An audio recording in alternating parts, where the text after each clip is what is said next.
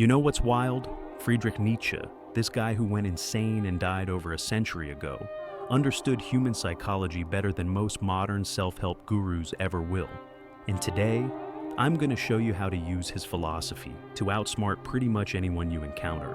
Not in a manipulative way, but in a way that gives you such a profound understanding of human nature that you'll see through people like they're made of glass. But here's the catch. Most people completely misunderstand Nietzsche. They think he's about being a jerk, about dominating others, about some weird superiority complex. That's not what this is about at all. What I'm about to teach you is how to understand the hidden motivations behind everything people do, including yourself. And once you see it, you can't unsee it. So, let's start with the most powerful concept Nietzsche ever came up with: the will to power. Now, before you click away thinking this is some alpha male nonsense, hear me out. The will to power isn't about dominating other people. It's about understanding that every single human action, every decision, every word someone speaks is driven by a desire to feel powerful in some way. And I mean everything. When your coworker compliments you, there's a power move hidden in there. When someone argues with you online, when your friend gives you advice, when someone posts on social media, when your boss criticizes you, all of it is people trying to feel powerful, to feel like they matter, to feel like they have control over their environment and their life. Once you understand this, conversations become like poker games where you can see everyone's cards. Let me give you a real example. Someone comes up to you and says, "Hey, I'm just trying to help you out here, but you really need to work on your presentation skills." On the surface, helpful advice, right? But apply Nietzsche's lens. What's really happening? That person is establishing themselves as the superior one, the one with knowledge, the expert. They're positioning themselves above you in the hierarchy. They're exercising their will to power by making you feel lesser so they can feel greater. Now here's where it gets interesting. Most people, when they receive criticism like this, they either get defensive, which gives the other person even more power, or they submit and say thank you, which also gives that person power. But when you understand what's really happening, you have a third option. You can acknowledge their move without giving them what they want. You might say something like, "I appreciate you sharing your perspective. I'm actually quite intentional about my presentation style." See what happened there? You didn't get defensive. You didn't submit. You acknowledged them, but you maintained your own power by asserting your autonomy. You outsmarted them by not playing the game they wanted you to play. But it goes deeper. Nietzsche talked about something he called slave morality versus master morality. And this is where things get really interesting for outsmarting people. Slave morality is when people define what's good based on what makes them feel safe, what protects them from harm, what allows them to avoid pain. Things like humility, obedience, self-sacrifice. These become virtues in slave morality. Master morality is different. It's about defining good based on what enhances life, what creates growth, what expands your capabilities. Think courage, strength, nobility, independence. Now, here's the kicker. Most people operate from slave morality. They're constantly trying to make you feel guilty for being strong, for standing up for yourself, for wanting more out of life. Have you ever noticed how, when you start succeeding, some people suddenly have a lot to say about humility? Or, when you set boundaries, people call you selfish. That's slave morality in action. They're trying to pull you down to their level by making you feel bad about rising above mediocrity. And if you don't recognize this for what it is, you'll fall for it every single time. Here's how you outsmart this. When someone tries to guilt you for your success or your boundaries, recognize it immediately. They're not actually concerned about virtue or morality. They're concerned about their own feelings of inadequacy. Your success makes them feel small, so they're trying to cut you down, using moral language as a weapon. The way you handle this is not by arguing with them about morality. That's a losing game. Instead, you simply refuse to accept their frame. If someone says, "Don't you think you're being a bit selfish by prioritizing your career?" you don't defend yourself. You might say, "I'm being intentional about my life." Yes. You've reframed selfishness as intentionality. You've refused to play on their moral battlefield. Now let's talk about something Nietzsche called ressentiment. This is probably his most useful concept for reading people. Resentment is when someone can't act on their desires, so instead, they twist their psychology to make those desires seem bad. It's sour grapes turned into a whole worldview. You see this everywhere. The person who can't get in shape tells you that caring about fitness is shallow. The person who's afraid to start a business tells you that entrepreneurs are greedy. The person who struggles in relationships tells you that romance is overrated. They can't have the thing, so they convince themselves and try to convince you that the thing is actually bad. Once you understand resentment, you become almost immune to other people's negativity. When someone tries to discourage you from pursuing something, you can ask yourself, is this genuine concern or is this resentment? 9 times out of 10, it's resentment. They're projecting their own limitations onto you. Here's a practical example. You tell a friend you're thinking about moving to a new city for better opportunities. They immediately hit you with, but what about community? What about roots? Isn't that kind of rootless and shallow? Now, if you take this at face value, you might actually start doubting yourself. But if you apply Nietzsche's lens, you see what's really happening. Your friend is afraid to make big moves in their own life. So they've constructed a moral framework where staying put is virtuous and moving is shallow. That's resentment. The way you outsmart this is simple. You recognize it, you don't internalize it, and you make your own decisions based on your own values, not their twisted psychology. You might say something like, I understand that's your perspective, but I'm excited about this opportunity. You're not arguing, you're not defending, you're just asserting your own path. But here's something even more powerful. Nietzsche said something that most people completely miss. He said that truth is not about facts. Truth is about perspective. There is no objective truth, only interpretations. Now, before you freak out and think I'm saying facts don't matter, let me explain what he really meant. What Nietzsche understood is that the same fact can mean completely different things depending on how you interpret it. Let's say you make a mistake at work. That's a fact. But what does it mean? To one person, it means they're incompetent and should give up. To another person, it means they found a learning opportunity. Same fact. Completely different truths. People who understand this have an enormous advantage in any conversation or negotiation, because they realize that whoever controls the interpretation controls the reality of the situation.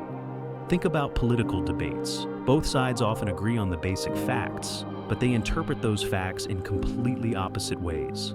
The winner isn't the person with better facts. It's the person who can make their interpretation seem more compelling. So how do you use this to outsmart people?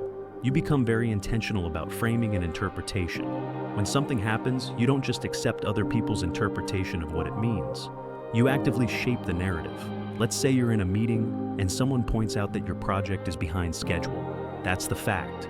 The person who pointed it out wants to interpret this as evidence that you're not capable. But you can reframe it. You might say, we're taking extra time because we discovered an opportunity to deliver significantly more value. We could have hit the original deadline with the basic version, but I thought it was worth the delay to exceed expectations. Same fact, completely different interpretation. You've outsmarted them by controlling the frame. Now, Nietzsche also talked about something crucial for outsmarting people, and it's going to sound harsh, but stay with me. He said that most people are part of the herd. They don't think for themselves. They adopt the values, beliefs, and behaviors of whatever group they're part of. They're not individuals making conscious choices. They're basically sophisticated sheep following the flock.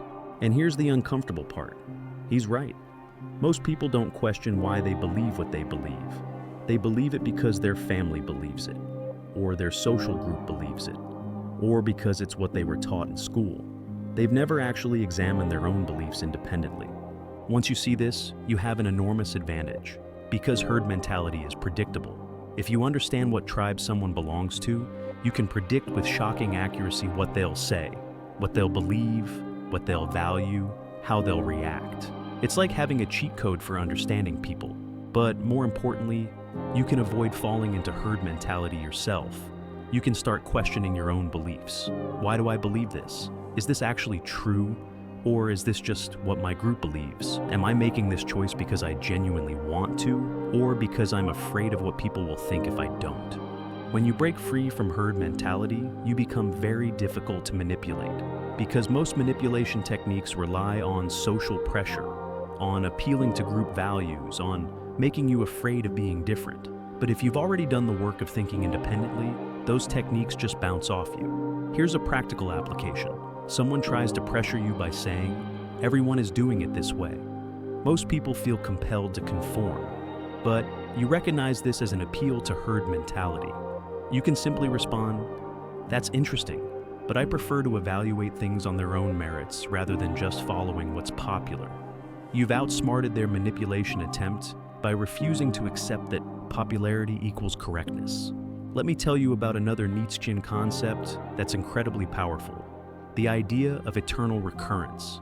Nietzsche asked, what if you had to live your life over and over again, exactly the same way for eternity? Every moment, every choice, every action, repeated infinitely. Could you embrace that? Would you want to? Now, most people hear this and think it's just some weird thought experiment, but it's actually a profound psychological tool for cutting through nonsense and making better decisions. Because when you apply the eternal recurrence test to someone's behavior, including your own, you see whether they're living authentically or just going through the motions. That person who complains constantly about their job but never changes anything, would they want to live that life eternally? Of course not. They're living inauthentically, stuck in a pattern they hate but too afraid to break. Once you see this, you don't take their complaints seriously anymore. You recognize that they're not actually looking for solutions. They're comfortable in their misery. You can use this on yourself too. Am I doing things I'd be proud to repeat eternally? Or am I wasting time on things that don't matter? Pleasing people I don't care about? Avoiding challenges because I'm scared? The eternal recurrence test cuts through all the rationalizations and excuses. It forces radical honesty. When you're in a negotiation or a difficult conversation, you can apply this test. Ask yourself, am I behaving in a way I'd be proud to repeat for eternity? This keeps you grounded in your values. It prevents you from being manipulated into doing things that violate your principles just to avoid temporary discomfort. Here's something else Nietzsche understood that gives you a massive advantage. He said that suffering and struggle are not things to be avoided. They're actually necessary for growth. He said, "What doesn't kill me makes me stronger." But not just that. He said that you should actively seek out challenges, that you should love your fate, including the difficult parts. Now, why does this help you outsmart people?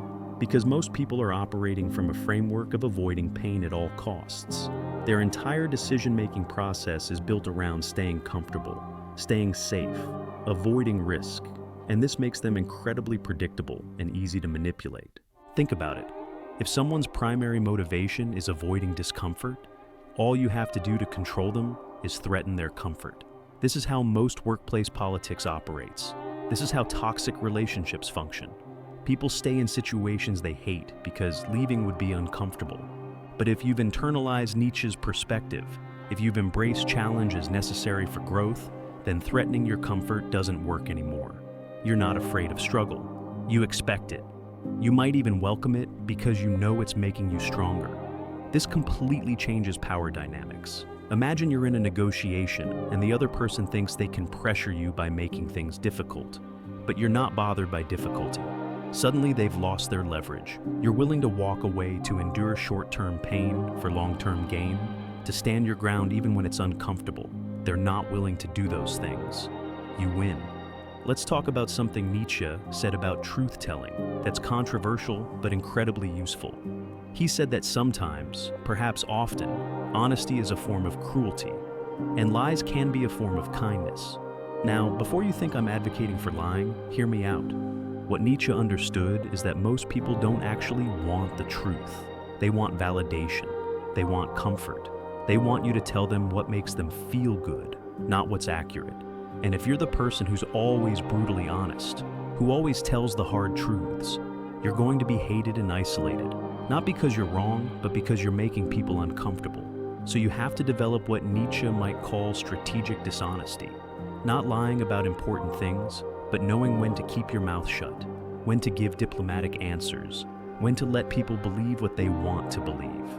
This is how you navigate social and professional environments without making unnecessary enemies. For example, someone shows you their work and it's mediocre. You could be brutally honest and tell them it's not good. But what does that accomplish? You've made an enemy, damaged a relationship, And probably the person didn't improve anyway because now they're defensive. Or you could say, interesting approach, I might have done this part differently. And then, if they ask, you can offer specific feedback. Same information potentially communicated, but with strategic tact. The people who get ahead understand this. They know when to be honest and when to be diplomatic. They don't confuse bluntness with virtue. And this is very Nietzschean, because Nietzsche was all about effectiveness, about what actually works in reality, not about following abstract moral rules. Now, here's one of the most powerful Nietzschean insights for reading people. He talked about how morality is often just weakness dressed up as virtue. People who can't compete pretend that competing is immoral. People who can't create pretend that ambition is shallow. People who are afraid pretend that caution is wisdom. Once you see this pattern, you can't unsee it. You start recognizing when people are using moral language to mask their own inadequacies. And this gives you X-ray vision for understanding motivations. When someone lectures you about morality, you can ask yourself, what are they actually afraid of? What can't they do that they're now pretending is wrong to do? Someone tells you that wanting financial success is materialistic and shallow, but probe a little deeper, and you find out they've never been good with money, or they're afraid of taking business risks. They've turned their weakness into a moral position. Once you see that, you don't let their moral posturing affect your decisions. The same thing happens with relationships, career choices, lifestyle decisions. People who are stuck will often try to convince you that being stuck is actually virtuous. They'll call it being responsible, or being realistic, or being mature.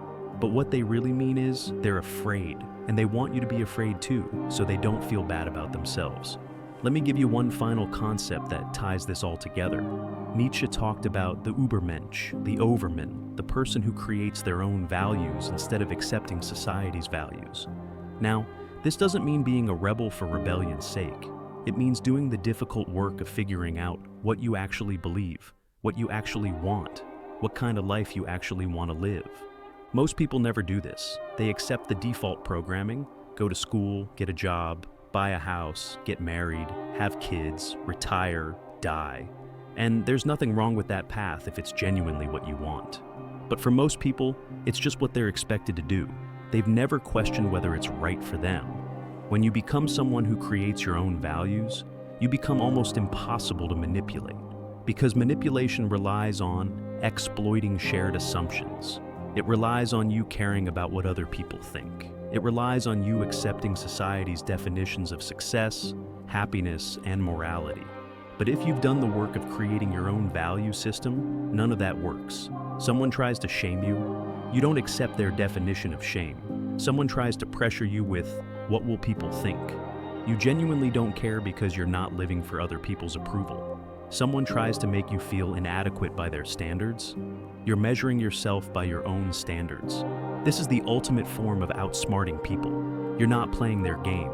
You're playing your own game by your own rules, and you can't lose a game that you designed for yourself. So here's what you need to take away from all of this. Nietzsche gives you a framework for understanding that everything people do is driven by will to power, that morality is often weakness in disguise, that most people follow the herd without thinking, that struggle is necessary for growth, and that you need to create your own values rather than accepting society's defaults.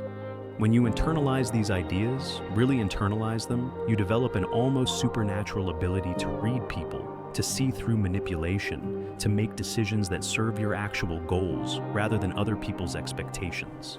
You become very difficult to control, very difficult to manipulate, very difficult to pressure into doing things that aren't in your interest. But here's the thing. This isn't about being cold or calculating or using people. It's about clarity. It's about seeing reality as it actually is, rather than as we're told it should be. And once you have that clarity, you can engage with people more honestly, more effectively, and more authentically than you ever could when you were operating from illusions. Nietzsche wasn't trying to make you into a manipulator. He was trying to wake you up. He was trying to show you that the world doesn't operate the way you were taught it operates. And once you see that, once you really see it, you can't go back. You can't unsee it. And that's when you truly become dangerous. Not dangerous to others, but dangerous to the systems and patterns that try to control you. Dangerous to mediocrity. Dangerous to the herd mentality that wants to keep you small and manageable. That's the power of Nietzsche. That's how you outsmart anyone. Not by tricks or tactics, but by understanding human nature at such a deep level that you see the game being played while everyone else is just going through the motions.